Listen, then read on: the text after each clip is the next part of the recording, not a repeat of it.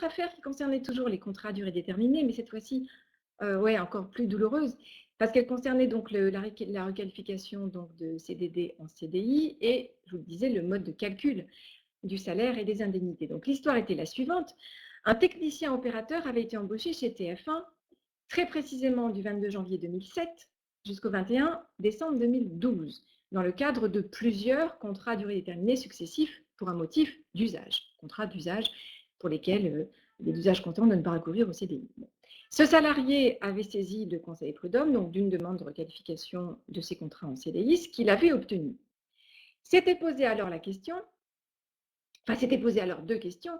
Premièrement, la question du calcul des rappels de salaire à verser aux salariés pendant les périodes interstitielles, c'est-à-dire entre deux contrats à durée déterminée, puisque l'ensemble de la relation avait été requalifié en CDI, il fallait bien lui payer aux salariés donc ces périodes entre deux contrats, parce que tous les contrats ne s'étaient pas exactement succédés sans délai. Et deuxième question, comment calculer le salaire servant de base au calcul des différentes indemnités dues aux salariés, parce que là, en l'occurrence, forcément, comme l'ensemble de la relation a été requalifié en CDI, à la date du 21 décembre, on a considéré qu'il avait fait l'objet d'un licenciement abusif. Et donc, à cette date, on doit calculer donc le montant du préavis qui aurait dû lui être versé, des congés payés sur préavis, de l'indemnité de licenciement sans cause réelle et sérieuse, etc. Alors, les juges de la Cour d'appel nous ont donné une modalité de calcul. Vous allez me dire ce que vous en pensez. Dans le premier cas, pour le calcul des salaires donc au titre des périodes interstitielles, voilà précisément ce que les juges ont fait valoir. Pour eux, les rappels de salaire pendant ces périodes portent sur la différence entre la moyenne des salaires que le salarié aurait dû percevoir d'une part et les salaires effectivement perçus, auxquels il faut ajouter les indemnités journalières et les allocations de Pôle emploi d'autre part. Donc, méthode de calcul de la Cour d'appel, on tient compte notamment des allocations donc, de Pôle emploi pour réduire ce que doit l'employeur. Deuxième question, pour le calcul donc, du salaire mensuel qui va permettre de calculer les différentes indemnités, les juges nous disent que le salaire de base à retenir est le salaire moyen de la catégorie du salarié dans l'entreprise, hors prime d'ancienneté. Voilà pour ces deux méthodes de calcul, qui forcément ont été contestées par le salarié.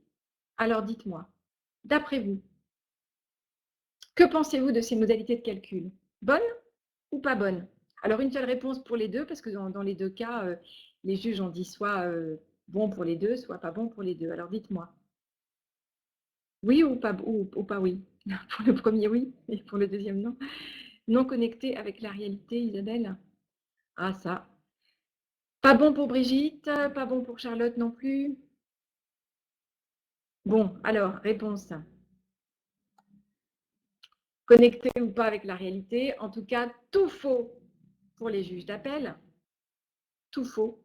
La Cour de cassation nous a dit que dans le premier cas, pour le calcul des indemnités donc, interstitielles, enfin du salaire interstitiel, donc le calcul des rappels de salaire consécutifs à la requalification donc, des contrats successifs en CDI n'est pas affecté par les sommes versées aux salariés au titre de l'assurance chômage. Donc en fait, l'inverse de ce qu'avaient dit les juges de la Cour d'appel, on ne tient pas compte des indemnités versées par Pôle emploi pour calculer donc le complément de ce qui doit être versé par l'employeur. Bon.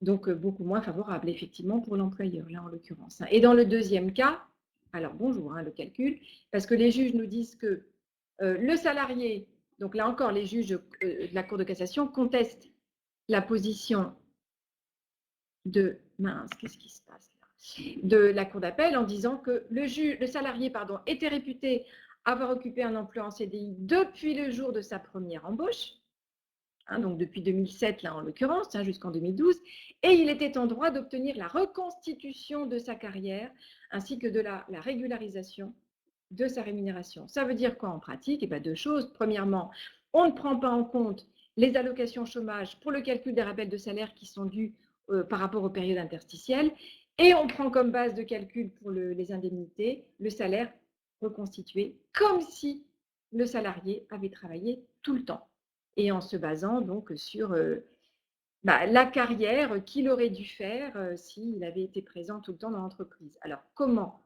on doit compter? Ah bah, écoutez, ça, en pratique, ça reste à voir.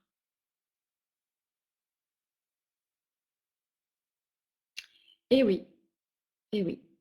Oui, il s'agit des indemnités, Céline, hein, des indemnités, en fait, du salaire de base, qui, nous permet de savoir comment calculer les indemnités justement qui doivent être versées aux salariés. Recalcul sur 5 ans ou sur 3 ans? Ah là, je sais plus à vrai dire. C'est pas dit dans l'arrêt. Il faut regarder avec les règles de prescription. Là, en l'occurrence, c'était en 2012. Mais il fait la demande aujourd'hui. Enfin, je ne sais pas quand il a fait sa demande. Quand il a dû faire la demande à la cour d'appel, devant les prud'hommes, ça devait être encore la prescription de 5 ans, hein. Donc donc le rappel de salaire, effectivement, il est a priori sur 5 ans, même si l'affaire là, en l'occurrence, ne nous le dit pas précisément. Oui, c'était en 2000, enfin l'affaire a commencé en 2012, hein, Joseph. La rupture du contrat a eu lieu en 2012.